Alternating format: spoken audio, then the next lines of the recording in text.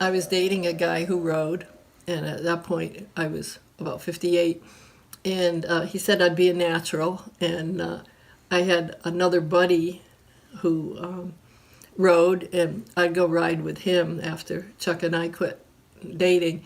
We're still friends, but we weren't dating. And he said the same thing, so I snuck off and took the course. And the buddy knew of a bike. No, the ex-boyfriend knew of a bike, and the buddy had a trailer and would test ride it and bring it home. that was that was it. It was scary. You know how the cowboys and Indians, they say today's a good day to die.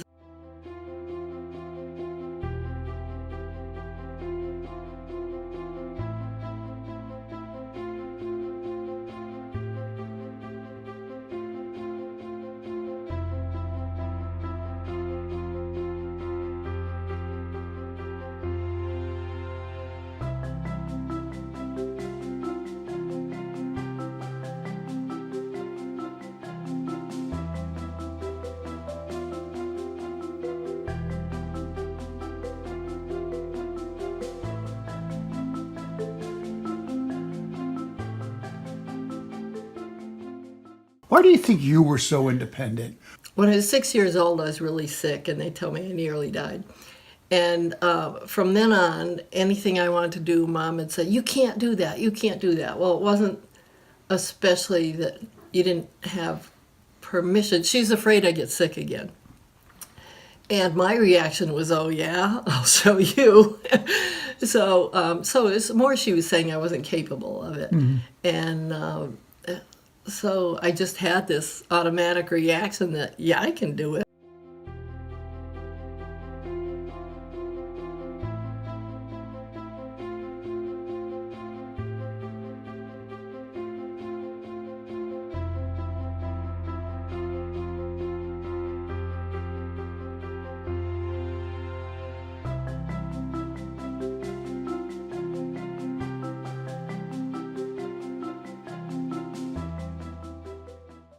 I guess I'm not too surprised because she's always been a goal setter, and she, as far as I know, has accomplished every goal she set out to accomplish. And she's competitive, and she focuses well. So I think it does kind of fit in with her personality. She's happy doing it. She's living her passion, and I know she's happy to have achieved such a big goal as far as her mileage and then all her contributions. Because anything she does like 200%. And as far as I can remember, she's always been like that. If she's interested in something, she really accomplishes a lot. Got married just before I left town, and our honeymoon was a trip to Fort Benning. Reg was a lieutenant in the Army. He gotten his commission from University of Connecticut. And, nobody in my family, ancestors, had ever left town since the 1600s or whatever. And, of course, I missed it, but Reg was in for 2 years, and off we went.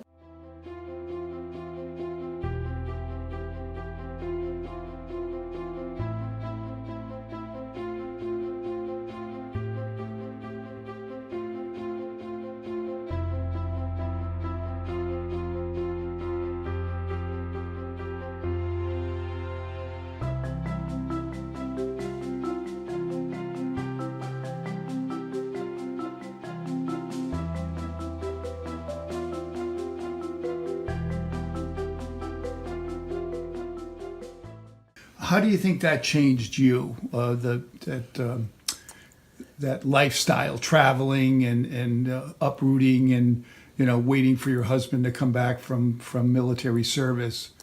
Well, I probably was always independent, and that made me more dependent. Funny story that connects with Ellsworth. I was at a woman's event at Fort Chaffee, Arkansas, and this woman came up to me and asked if I was Muriel McGee, and I said, yeah. And she said something about she was Elaine, and it was Miss Coccione from high school. And she'd married a military officer, and I wish I could remember her last name. So it's like a small world. But so we got together a few times while we were there. It's a great way to keep all the stuff down in your house because you weed out before you move and you weed out when you move in. And you got to meet new people. The military life, it was instant social life, instant friends, and your neighbors became your family.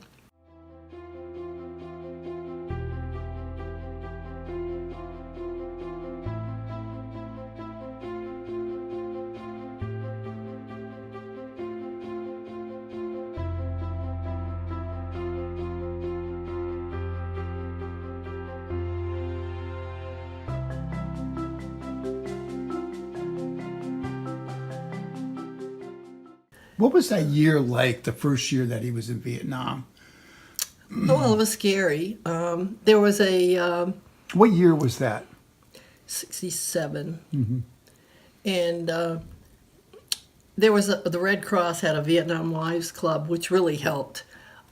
We met, I think, every other Wednesday, if I remember right. And, you know, civilian friends would say, oh, you poor thing, and, you know, and all this stuff. And that's not what you wanted to hear. And other military wives were in the same boat. And it really helped to be with them. We had fun, we laughed. Nobody's husband that I remember was wounded or killed, but we were support for each other, and we spoke the same language.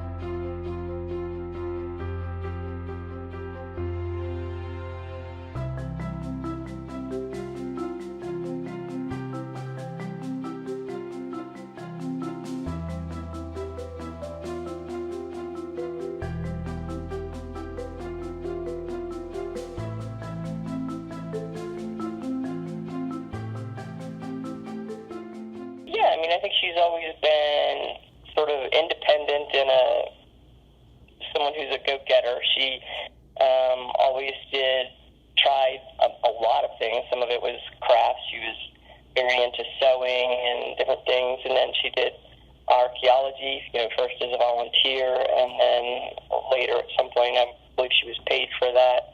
And as kids, our family vacations were camping and go on 3-day canoe trips, floating down, say, the Missouri River.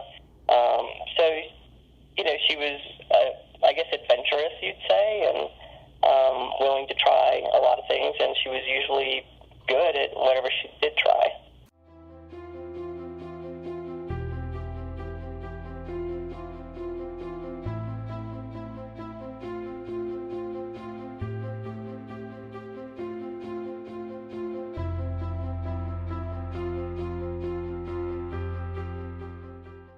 Mom, we weren't raised to worry about you. And I wasn't sure if that was a compliment or an insult. And I think I followed up a few years later, and you know, it was supposed to be a compliment, I guess. Yes. When I first told him I got my license, the girls thought it was cool. And Dan said, what? You wouldn't let me even keep a motorcycle in your yard when I lived with you? And I said, yeah, I lived my life. You haven't. But they, every once in a while, it sounds like, you know, they're impressed or something. Yes, I'm not yes, sure. yes. It's starting to dawn on me that some of what I've done is special.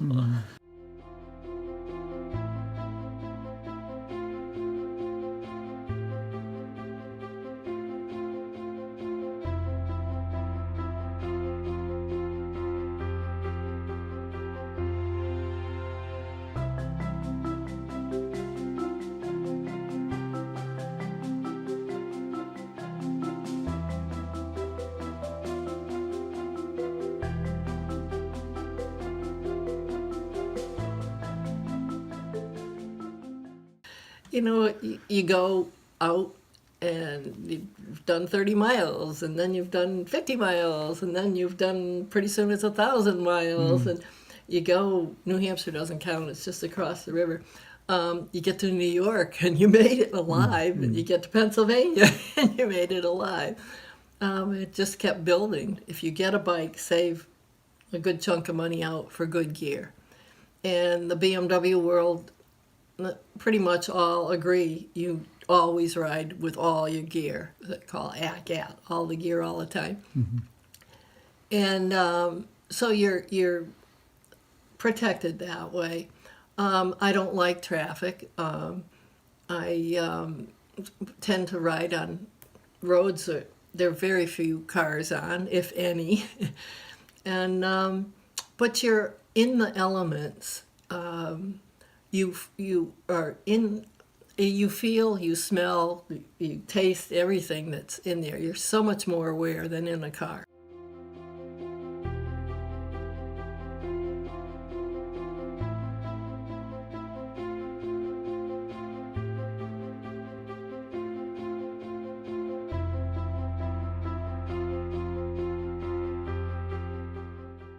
Where do you go to the bathroom? You Every once in a while behind a tree, but most of the time there are too many snakes in some parts of the country and ticks, and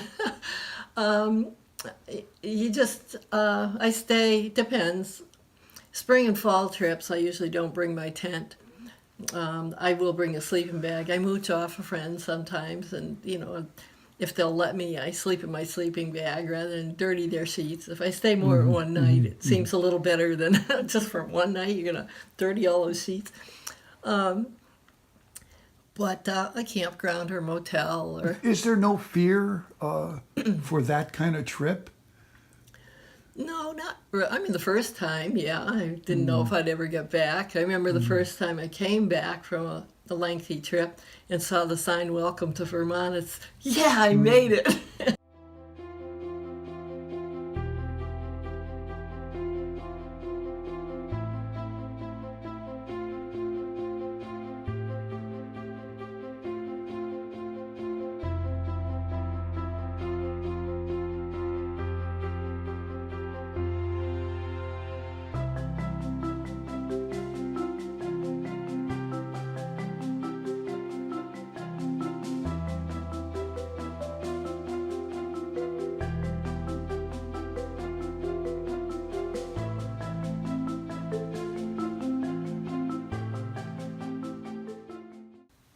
Wherever I go, I know somebody.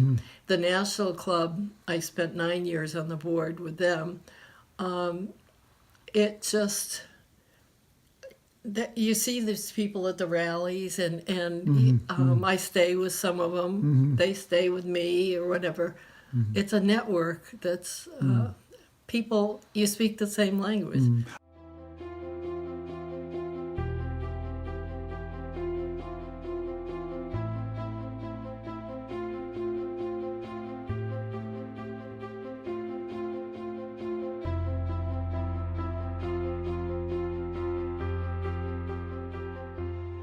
I did stop at a restaurant, can't remember the town, and I just had my lunch and was checking my email and all, and this woman popped around the corner and then popped back again, and I don't take my stitch off, my riding suit, very often, because it's, I just eat there and leave.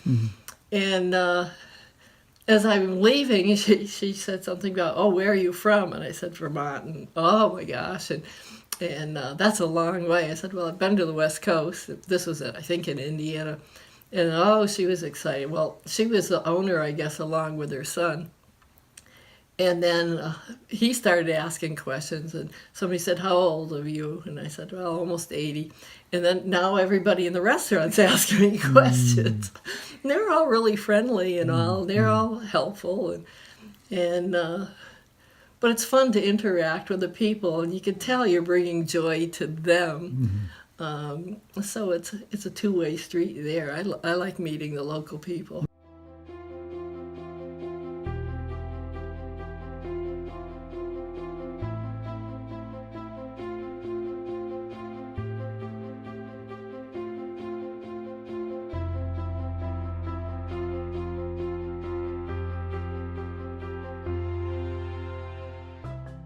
Things that come to mind are like Colorado National Monument near Grand Junction, Colorado, for absolute beauty.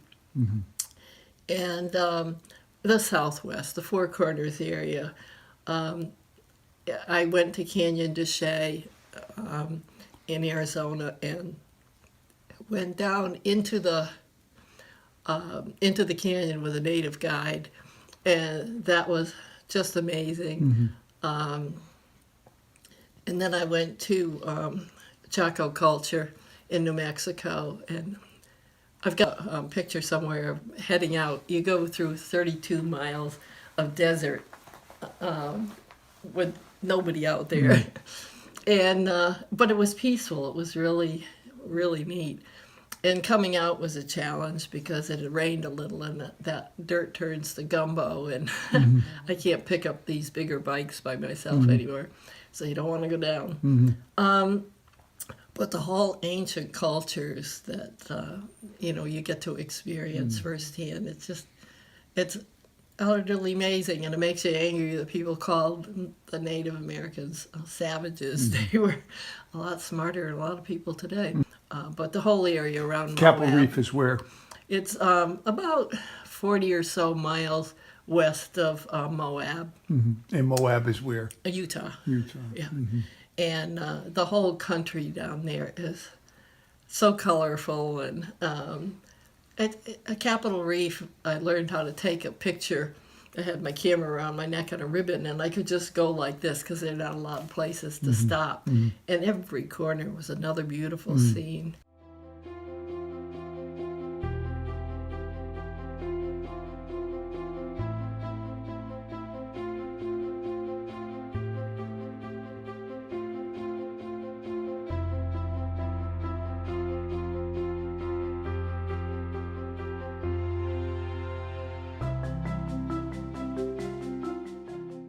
What advice do you have for people who haven't really experienced our country?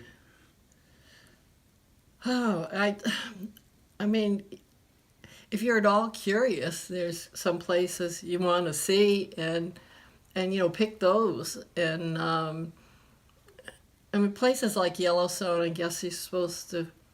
Most everybody wants to go to Yellowstone. I don't care if I ever go back there. The tourists drive you nuts. They stop in the middle of the road without signaling. Even if a grizz cub just went by and where's mama, you can't roll up your windows on a motorcycle. Places you read about, probably in school and maybe National Geographic or whatever. It's really nice to see them. I don't know, I just like, I hear about roads to ride, and so if I'm in an area, I make sure I ride those roads and then find my own. The GPS is great at finding you new roads. Sometimes you wish they didn't, but it's taking the shortest way from where you are to your destination can be very interesting. I cannot imagine anyone being a better representative and recipient of the Friend of the Mark. Over the past 20 years, your dedication to the sport has been nothing short of spectacular. To think that your journey on two wheels began just 21 years ago, and since then you have not only ridden 300,000 plus miles on BMW motorcycles, but you've also helped so many fellow members along the way.